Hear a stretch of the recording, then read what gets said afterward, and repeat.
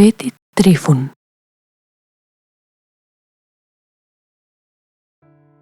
Свети Трифун е роден околу 225 година во селото Комсада, во римската провинција Фригија во Мала Азија. Родителите му биле христијани, така што и тој бил воспитуван во согласност со христијанската вера. Според христијанските верувања, уште од раното детство во него се пројавила необична Божја благодат со покажување на дар на чудотворството. Тој на изненадување на своите современици имал моќ над болните. Посебно душевно заболените, по погледот на младиот Трифун, били излекувани. Некоја необична исцелителна сила зрачала од неговиот поглед. Меѓу многобројните негови чуда кои што ги вршил, се споменува и исцелувањето на кирката на римскиот цар Гордијан. Тој имал необично убава кирка и поради незината убавина, многу кнезови ја проселе за своите синови. Но се случила несреќа да оваа убава принцеза душевно се разболе. При страшните настапи на болеста, таа многу пати сакала да се фрли во оган или во вода. Ниеден лекар не можел да ја излечи, а на девојката и било откриено дека единствено може да ја излечи детето Трифун, кое тогаш имало 17 години. Дознавајќи за необичната моќ на фригиското момче Трифун, царот го повикал да ја спаси неговата ќерка. Царските слуги по долго барање во Фригија го нашле момчето покрај езеро како чува гуски. Затоа, тој често на иконите се слика опкружен со гуски.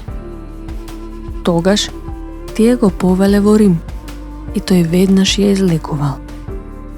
По излекувањето настапила неопислива радост во дворот. Царот богато го наградил Свети Трифун, но тој не го задржал добиеното богатство, туку веднаш го разделил на сиромашните и самиот живеел скромно во своето родно место.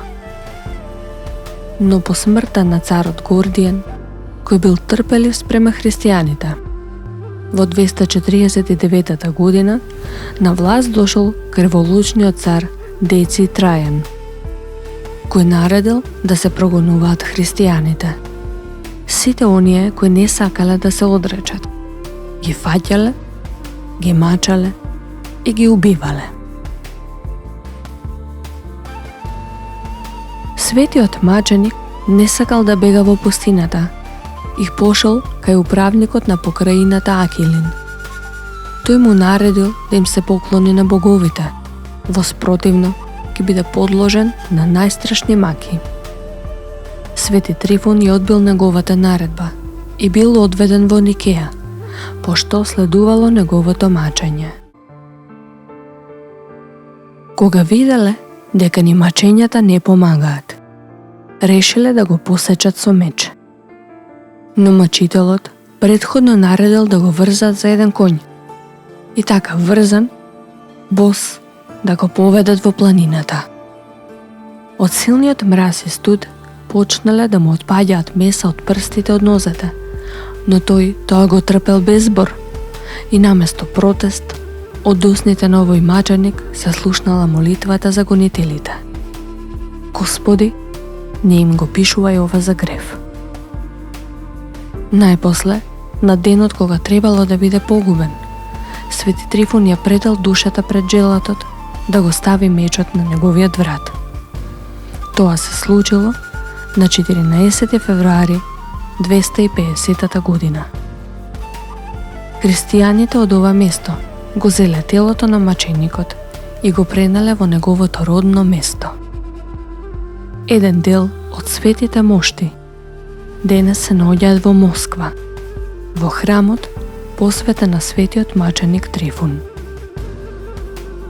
Во Македонија, традиционално на 14 февруари, се врши обредното закројување на лозјето, а некои овој ден го сметаат за последен од зимските и за прв од пролетните празници.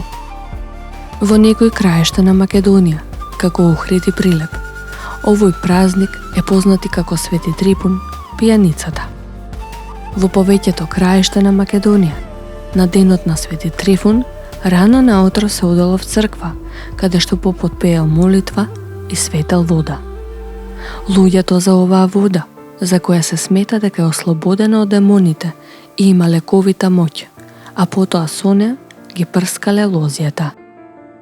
Во Тиквеш, рано наутро, лозарите оделе во лозјето, каде закројувале неколку лози кои ги полевале со вино, а потоа ги благословувале со зборовите: Господе, ти давам едно шише со вино, за 1000 да ни подариш. Во Ваташа пак, лозарите се тркалале низ лозјето, за така да се тркалаат и бочвите со вино. Во ова село било обичај, по закројувањето на лозјето, попот да забоде запалена гламја во дворот на црквата, со цел да се забрза заминувањето на зимата.